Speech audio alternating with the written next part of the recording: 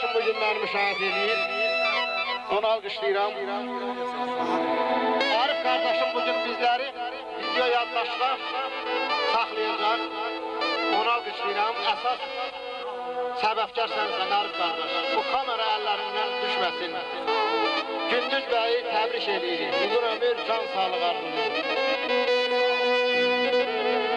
Gönül ister her an sizi, her həftədə ayda sizi. Arzum budur təbrik edəm şənliklərdə toyda sizi. Qızıl taşda sərdə görün, bir görəndə bir də görün. Bax belə dostlarla, qohumlarla, bir yerdə görün qışda sizi, yayda sizi. Ziyadxan öpsün doyunca, xəyalında quca-quca. Alnı aşıq, başı uca, istərəm bu qaydası, istərəm bu qaydası.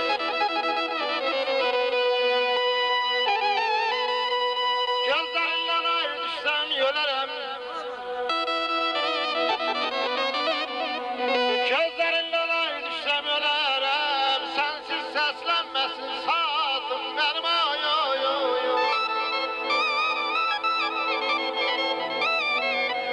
Ne bir sevinç aybalam, ne bir şanlık dilerim. Senin elindedir hayatım benim.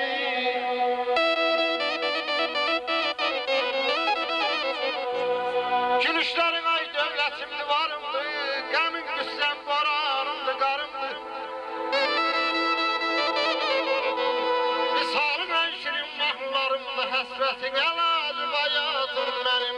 Kəlli məsirin illərdən bəri. Kəlli məsirin illərdən bəri, qoymayarsın sicayətin kədərinə yer. Yoktursa yeri dilinde gezmesin koyadım benim. İğneni saçtım divara, elçi gönderdim yara. Ay Arif mellim elçini güldelemirler.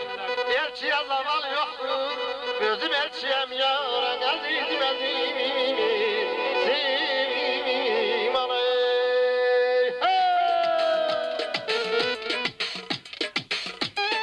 Ya kızıldan daxtim ola, ya kızıldan